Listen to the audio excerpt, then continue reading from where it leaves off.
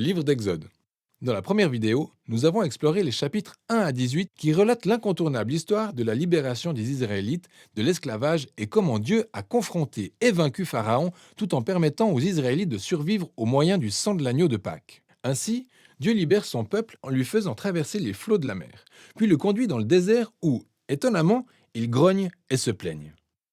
La seconde moitié du livre d'Exode s'ouvre sur Moïse qui conduit Israël au pied du mont Sinaï, où Dieu invite la nation d'Israël à sceller une alliance avec lui. Ici, nous abordons un autre moment clé de l'histoire biblique, car cet épisode reprend et développe la promesse que Dieu a faite à Abraham. Rappelez-vous, dans l'histoire de Genèse, Dieu a promis qu'il rétablirait sa bénédiction sur toutes les nations par le canal de la famille d'Abraham. Et ici, nous apprenons bien plus de détails. Dieu déclare qu'en cas de respect de l'alliance par Israël, ils seront tellement imprégnés de la loi, des principes et de la justice divine qu'ils deviendront un royaume de sacrificateurs. Autrement dit, les représentants de Dieu sur terre qui seront pour les autres nations des modèles de la nature divine. Le peuple d'Israël accepte cette proposition avec enthousiasme. C'est alors que la présence de Dieu se manifeste au sommet du mont Sinaï, sous forme de nuages, d'éclairs et de coups de tonnerre. Moïse y monte en tant que représentant du peuple. Et Dieu commence par établir les termes de base de l'alliance, les fameux 10 commandements. On pourrait les définir comme les termes de base de l'accord sur la relation entre Dieu et les Israélites. Ensuite, il y a une autre série de commandements qui détaillent davantage les 10 premiers. Ce sont des lois sur les pratiques religieuses d'Israël, la justice sociale, la vie en communauté, et tout ce qui ferait d'Israël une nation de justice et de générosité différente des autres. Moïse note toutes ces lois, puis les descend au peuple qui accepte de nouveau avec enthousiasme de sceller cette alliance avec Dieu. Et une fois cette étape bouclée, Dieu fait progresser la relation à un autre niveau.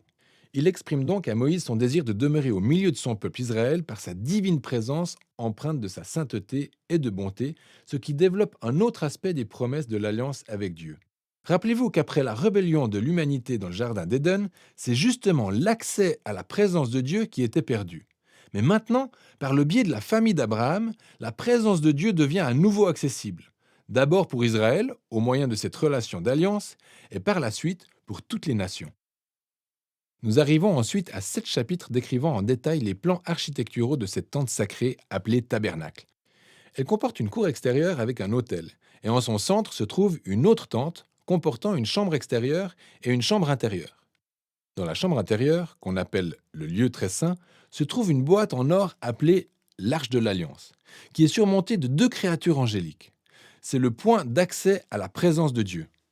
Ces chapitres comportent énormément de détails et il est important de savoir que chaque élément a une sorte de valeur symbolique.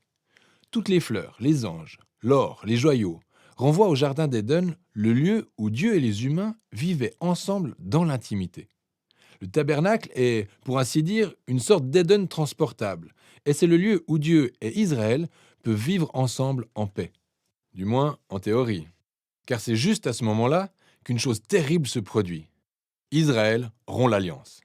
Alors que Moïse se trouve sur la montagne pour recevoir les plans du tabernacle, en bas, dans le camp, les Israélites s'impatientent et demandent à Aaron, le frère de Moïse, de leur fabriquer un veau d'or, une idole qu'ils pourront adorer en représentation du Dieu qui les a libérés de l'esclavage en Égypte.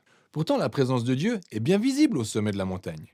Et ils peuvent la voir, mais les voilà au pied de la montagne, occupés à désobéir aux 2 premiers commandements de l'alliance qu'ils viennent d'accepter. Pas d'autre Dieu et pas de représentation. Maintenant, ce qui va suivre est extrêmement important. Dieu sait tout ce qui se passe au pied de la montagne. Il exprime d'abord à Moïse sa colère et sa douleur et lui dit ce qu'il veut faire, à savoir anéantir complètement Israël. Mais Moïse intercède en mettant en avant la nature de Dieu. Il lui dit « Tout d'abord, en détruisant Israël, tu ne respecterais pas la promesse d'alliance faite à Abraham. » Et ensuite, Moïse met en avant la réputation de Dieu parmi les nations.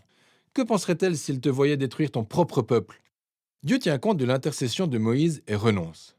Et bien qu'il juge sévèrement les initiateurs de l'idolâtrie, il pardonne à la nation dans son ensemble et promet de renouveler son alliance. Et c'est justement à ce stade de l'histoire que Dieu décrit pour la première fois son propre caractère à Moïse.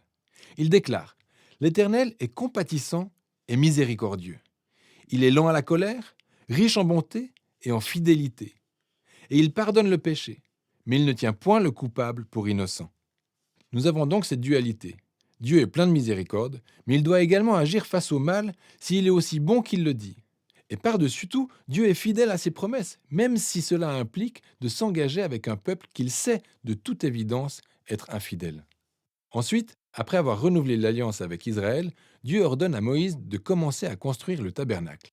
Là encore, nous avons 5 longs chapitres décrivant en détail la construction du tabernacle.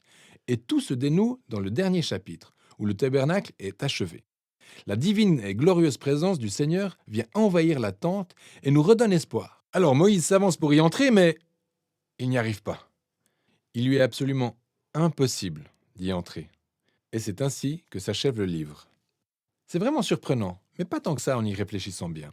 On peut maintenant voir à quel point le péché d'Israël a endommagé la relation avec Dieu, et ce, bien au-delà de ce que nous avions imaginé. Rappelez-vous que le livre a commencé par un pharaon cruel menaçant Israël et la promesse de l'alliance de Dieu. Mais maintenant, alors que le livre s'achève, Israël a muté pour devenir son propre ennemi. Et c'est son propre péché qui menace l'avenir de l'alliance. Le livre s'achève donc sur la question suivante. Comment Dieu va-t-il résoudre ce conflit entre sa sainteté et la bonté que requiert sa présence avec l'iniquité et la corruption d'un peuple devenu le sien par alliance? La solution à ce problème est le sujet du livre suivant. Mais, pour l'instant, nous avons fini avec le livre d'Exode.